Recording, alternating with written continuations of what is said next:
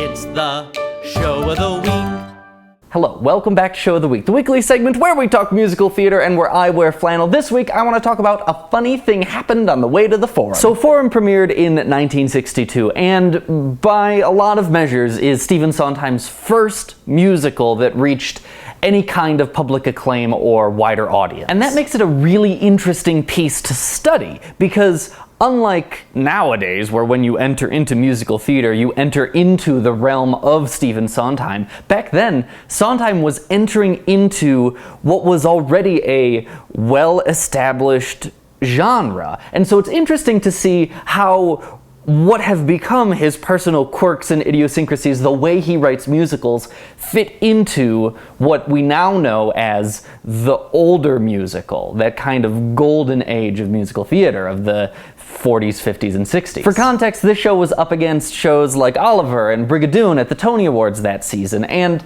you can see how Steve is just fitting into this world of musical comedy. A funny thing happened on the way to the Forum is, I think, the most musical comedy of Sondheim musicals. And you see that in the pure comedy songs that Sondheim wrote for this piece. Things like Everybody Ought to Have a Maid, things like Comedy Tonight, which he wrote as a replacement opening number during out-of-town tryouts, things like Impossible, you know, that pure musical comedy, quick wit, play on words, just funny situation. But then you have other songs like Free, songs like Pretty Little Picture, songs that start to showcase the budding gem of what Stephen Sondheim's style is going to evolve into over the next couple decades. These songs are not the songs that people sing at cabarets nowadays. They're not the songs that made them into the musical reviews of Sondheim songs, but they are the most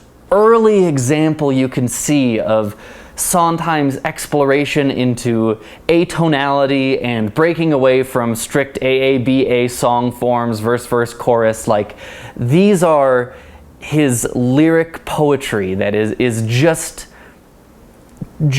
starting to happen. And it's so wonderful to look at it with 20/20 hindsight and see how that evolved into things like Sweeney Todd or Into the Woods or Assassins. And, you know, this is where it started. This is where it began. It's awesome. It's also very funny. This show is very funny.